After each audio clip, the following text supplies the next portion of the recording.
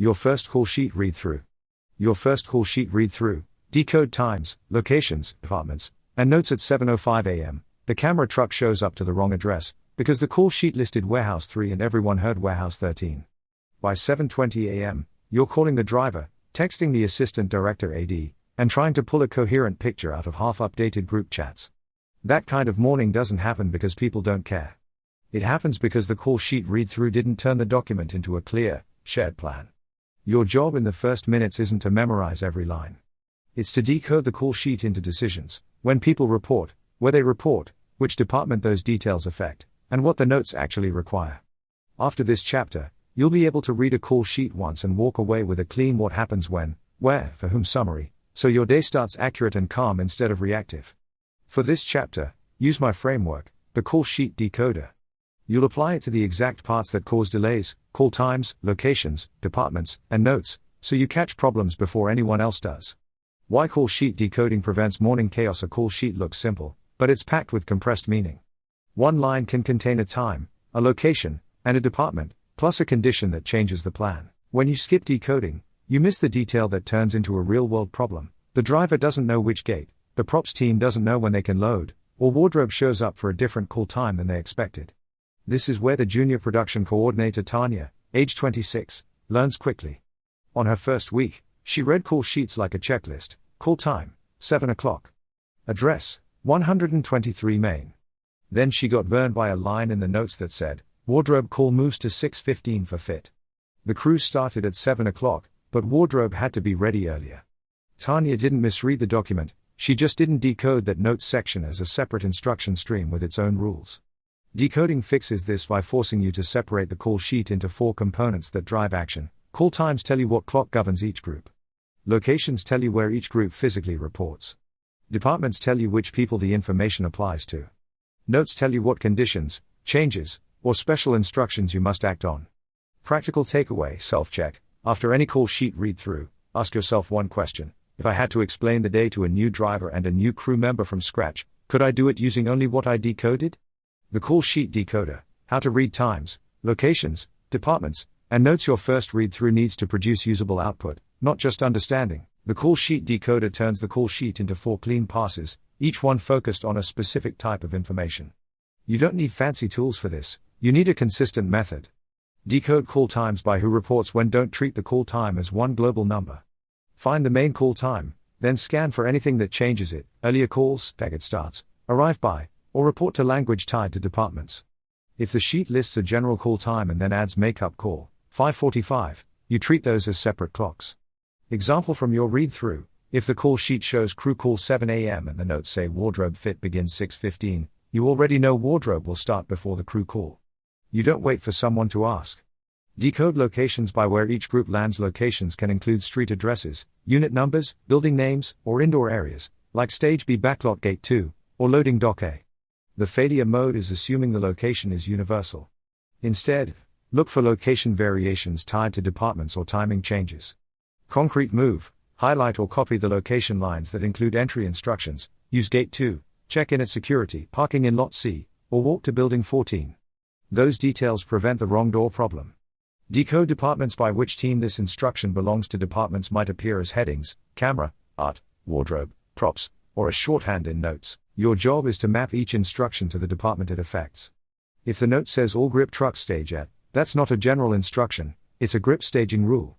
Quick definition so we stay aligned: a department in a call sheet context means a crew group with a shared workflow, for example, camera department, art department, wardrobe. When you decode by department, you stop treating every line as if it applies to everyone. Decode notes as action triggers, not background info. Notes often contain the real operational requirements: changed call times, safety reminders, check-in procedures, parking updates, weather contingency, or do not park here. Treat notes like triggers you must verify and communicate. Start with a rule: if a note contains a verb, arrive, stage, check in, bring, where, confirm, update, report, assume it requires action. If it contains a condition: if rain, if power fails, when talent is released, assume it affects timing or access. Practical takeaway: reflection prompt: when you finish decoding, you should be able to point to at least one call time rule, one location rule, one department rule, and one notes trigger, each tied to something that changes real behavior.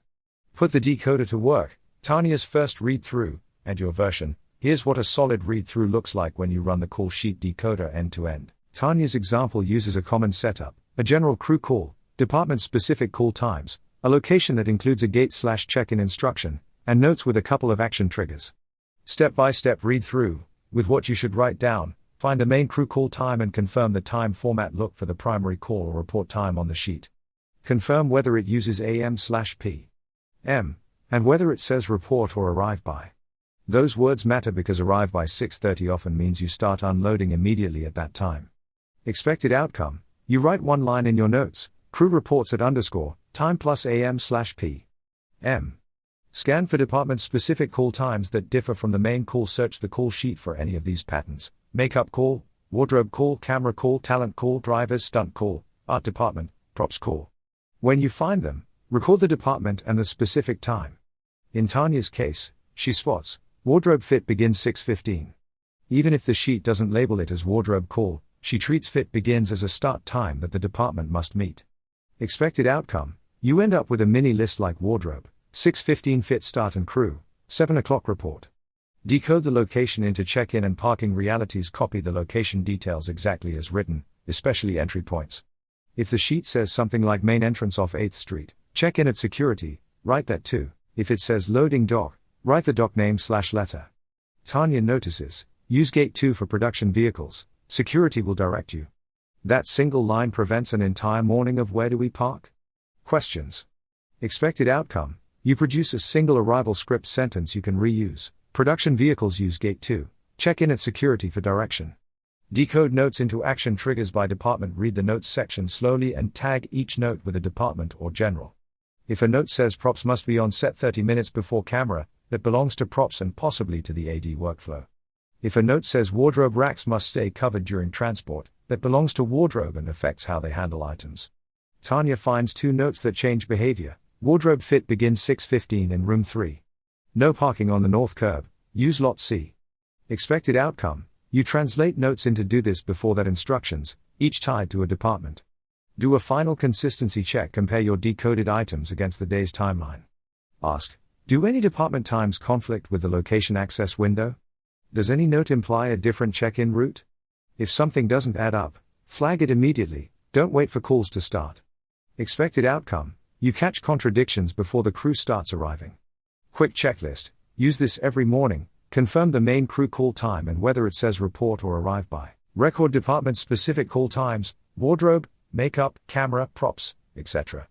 Decode the location into check-in and entry instructions, gate, security, dock, room. Tag each notes item to a department or mark it general. Convert action trigger notes into do this before that timing in your own words. Run a final consistency check for conflicts between times, access, and notes. Practical takeaway. If you can walk away with an arrival script plus department timing rules, you've decoded the call sheet correctly. What to watch for. Common call sheet read-through mistakes. Even careful coordinators miss things. These mistakes are predictable, so you can catch them fast. Mistaking a single call time for every department. When you treat the main crew call time as universal, you'll miss staggered starts for departments that require prep time, wardrobe fit, makeup touch-ups, or camera setups. Do this. Record department-specific call times separately and treat notes like separate instructions when they mention a department. Not this. Assume crew call 7 o'clock covers wardrobe, makeup, and props just because they're all on the same production. Skipping gate, dock, and check-in wording. A location line can look like an address, but it often hides the real access path. Use gate 2, check-in at security, loading docker turns into lost time if you don't decode it. Do this. Copy the access and check-in instructions exactly into your morning notes. Not this. Write only the street address and ignore the gate/dock details. Treating notes like optional reminders. Notes often contain the operational changes. No parking on north curb, talent release changes, equipment must be tagged, bring rain covers, or report to base camp. If you treat them as background info, someone will act on outdated assumptions. Do this. Tag every note with an action trigger and a department, then verify it aligns with the call times you decoded. Not this. Read notes once and assume the rest of the crew will catch the change on their own. Practical takeaway. Reflection prompt. After your read-through, pick one note and ask, if I remove this note, what would break today?